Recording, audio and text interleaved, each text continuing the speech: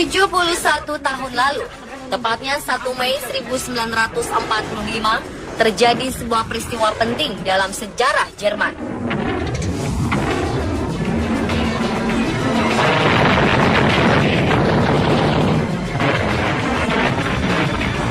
Demmin, sebuah kota kecil di Jerman, menjadi basis yang sangat kuat bagi organisasi nasionalis seperti Partai Rakyat Nasional Jerman atau biasa disebut Die NVP, dan Stauhen di masa Republik Weimar. Sebelum tahun 1933 telah terjadi pemboikotan di Demmin terhadap bisnis-bisnis milik kaum Yahudi. Pemboikotan ini membuat sebagian besar kaum Yahudi di kota Demmin terasingkan dan akhirnya terusir. Pada Juni 1938, tempat ibadah mereka, sinagoga, harus dijual ke sebuah perusahaan properti. Dalam kerusuhan November 1938, ribuan orang berkumpul di pusat kota untuk melakukan demonstrasi antisemit. Dalam pemilihan nasional untuk Reichstag pada 5 Maret 1933, Partai Sosialis Nasional memenangkan 53,7% suara di Demmin. Padahal, partai tersebut telah terlibat dalam kekerasan para militer dan penyebaran propaganda anti-komunis beberapa hari menjelang pemilu.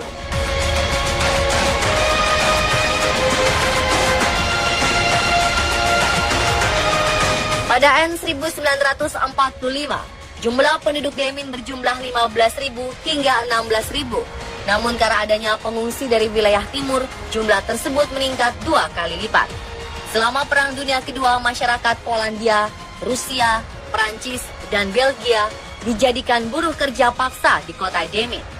Pada akhir April, ketika front timur mendekat, kaum wanita, anak-anak, dan orang tua dipaksa untuk menggali selokan anti-tank sepanjang 5 km ke arah timur kota. Pada 28 April 1945, penduduk Demmin mulai meninggalkan kota.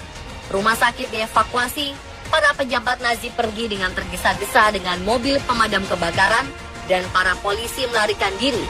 Yang tertinggal hanyalah suasana kota penuh kekacauan.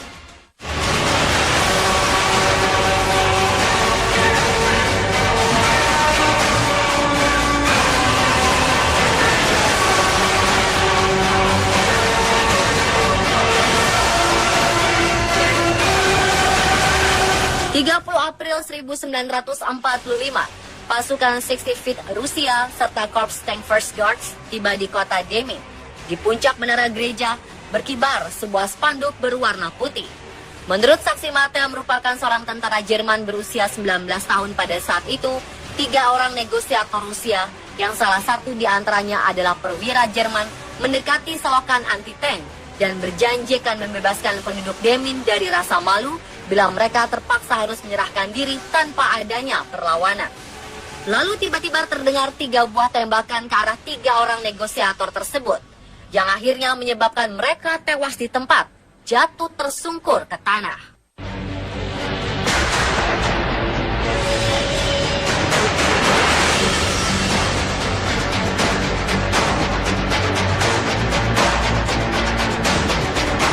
Tiga 30 menit pasca kejadian tersebut, pasukan Wehrmacht dan Waffen-SS segera mundur dari kota Demmin dan membom seluruh jembatan yang menghubungkan Demmin dengan kota lainnya.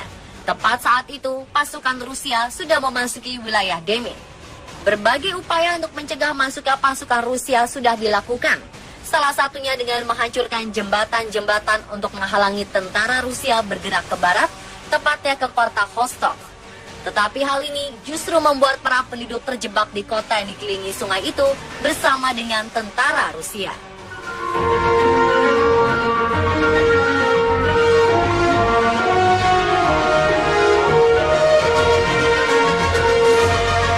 Meskipun bendera putih, tanda menyerah telah dikibarkan di gedung Demmin, namun para loyalis Nazi tetap mengarahkan tembakan ke pasukan Rusia.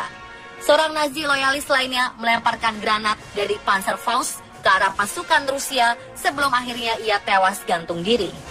Tak hanya itu, dilansir dari majalah Focus, seorang saksi mata menyatakan tentara Rusia ditembak di dekat rumah sakit pada pukul 11:05 oleh seorang pria bersenjata yang menembak dengan membabi buta dan tak lain adalah pria yang sama. Sebelumnya ia mengaku telah membunuh istri beserta anak kandungnya. Tak berhenti di siang hari, insiden terus berlanjut hingga malam hari. Seorang apoteker membuat perayaan kemenangan untuk para pasukan Rusia. Namun yang terjadi, para pasukan tersebut tewas setelah meminum anggur yang telah diberi racun.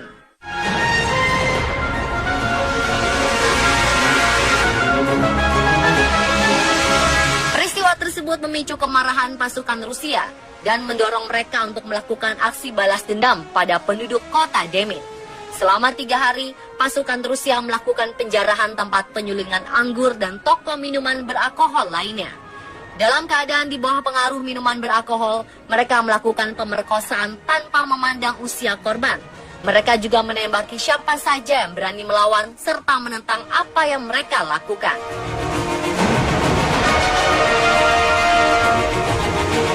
Para pasukan ini juga menyiram dinding-dinding rumah dan gedung-gedung di kota Demmin dengan bensin sebelum akhirnya dibakar.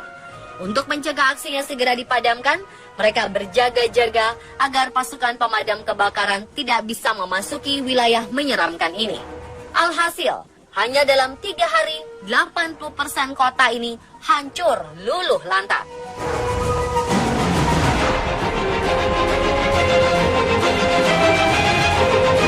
Berbagai peristiwa ini telah menebar teror bagi masyarakat kota Demmin. Mereka seolah tidak memiliki pilihan hidup selain melakukan bunuh diri massal. Saksikan kisah selanjutnya dalam cerita bersejarah bunuh diri massal di kota Demmin esok hari pada jam yang sama.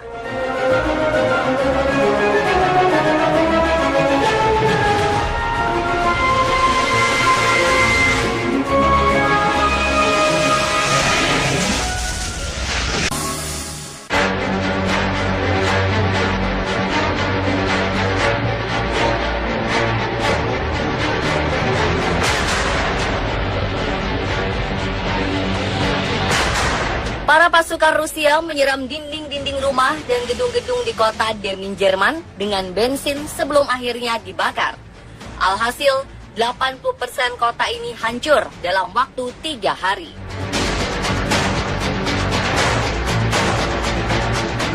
Mereka juga menebar ketakutan di seluruh pelosok kota. Serangkaian peristiwa tersebut serta propaganda yang disebarkan oleh Nazi mengenai kekejaman pasukan Rusia membuat para penduduk kota Demmin panik. Selama bertahun-tahun, masyarakat Jerman diindoktrinasi oleh propaganda yang menyebutkan tentang berbagai hal-hal buruk yang akan terjadi setelah musuh memasuki tanah Jerman.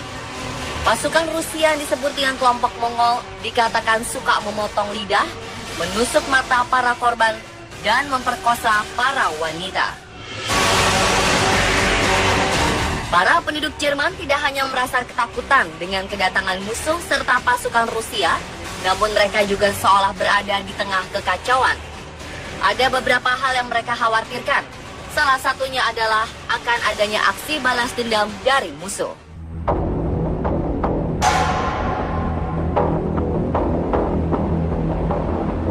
Kekejaman pasukan merah Rusia membuat penduduk Demmin tak memiliki pilihan lain. Bagi penduduk lokal maupun pendatang, akhirnya memutuskan untuk melakukan bunuh diri massal. Berbagai cara bunuh diri pun mereka lakukan. Ada yang menggunakan senjata, silet, racun, menggantung diri, sampai menenggelamkan diri di sungai Pine dan Tolenze. Tragis, beberapa keluarga memilih melakukannya secara bersama-sama.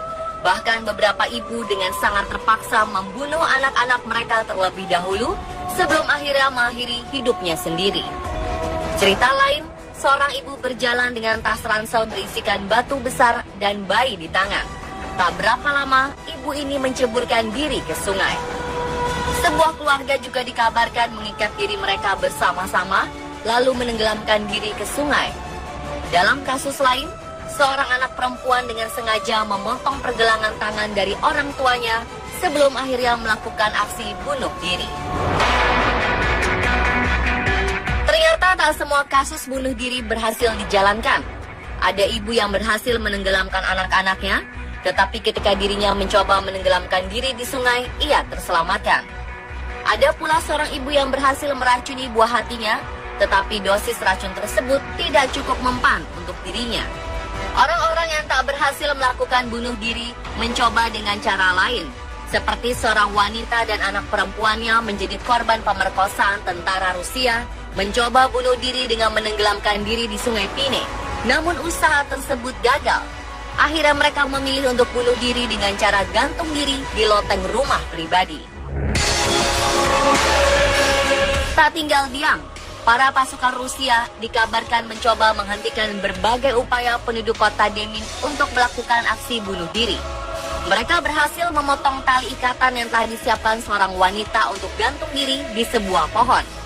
Seorang saksi mata, Manfred Schuster, mengatakan ia tidak dapat melupakan apa yang terjadi pada 1 Mei 1945. Saat itu, terdengar suara-suara jeritan mengerikan di mana-mana. Ia melihat orang-orang yang menerjunkan diri ke Sungai Pine dan Tolenze. Ia mengaku masih terus terngiang di telinga jeritan anak-anak memanggil ibu mereka. Tercatat, jumlah korban kematian di kota Demmin akibat bunuh diri massal ini mencapai 1.200 hingga 2.500 orang. Gisela Zimmer menulis, 900 jenazah akhirnya dimakamkan secara massal di pemakaman Bartholomew. Beberapa dibawa dan dimakamkan oleh pihak keluarga. Sisanya tidak dimakamkan karena jasadnya tidak dapat diangkat dari Sungai Pine dan Tolenze.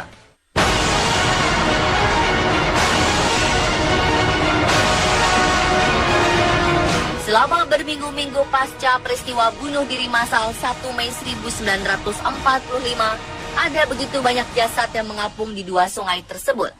Pakaian dan barang-barang lain milik korban tenggelam membentuk perbatasan di sepanjang tepi sungai. Ironisnya, peristiwa bunuh diri massal ini terjadi hanya 8 hari sebelum Jenderal Yode menandatangani dokumen penyerahan diri di Reims, Prancis. Dokumen ini sekaligus secara resmi mengakhiri Perang Dunia Kedua di Eropa. Pada saat itu pula, di bawah pemerintahan komunis Jerman Timur, peristiwa bunuh diri massal ini sengaja ditutupi. Pemakaman massal sengaja tidak dirawat dan beberapa kali dijadikan lahan pertanian gula. Satu-satunya petunjuk yang memperlihatkan bahwa itu adalah pemakaman massal, adanya sebuah monumen soliter dengan ukiran tahun peristiwa berdarah 1945. Hanya ada beberapa dokumen yang menyebutkan bagaimana peristiwa yang menelan korban hingga ribuan orang ini terjadi. Dieter Kruger, salah satu saksi mata peristiwa yang selamat dari bunuh diri massal dan juga anak dari seorang wanita korban pemerkosaan, mulai mengumpulkan rekaman bunuh diri massal saat bekerja untuk museum lokal di Demmin. Namun rekaman miliknya disita oleh pemerintah. Setelah runtuhnya pemerintahan Jerman Timur, beberapa saksi mata termasuk penulis sejarah kota Demmin membuat pernyataan resmi mengenai peristiwa bunuh diri massal. Sebuah peringatan diadakan di pemakaman Bartholomew, lokasi pemakaman massal, dan pada 2008, peristiwa ini resmi dituangkan ke dalam sebuah buku.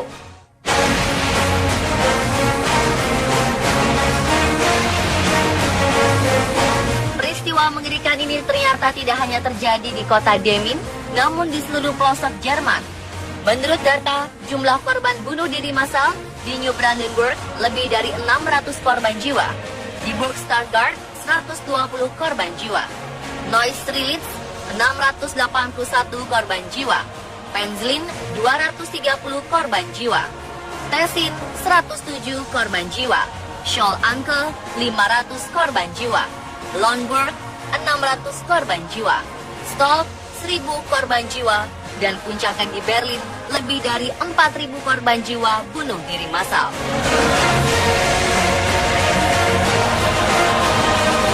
Dan pemirsa, itulah akhir dari kisah sejarah peristiwa bunuh diri massal di kota Demmin, Jerman, versi On The Spot.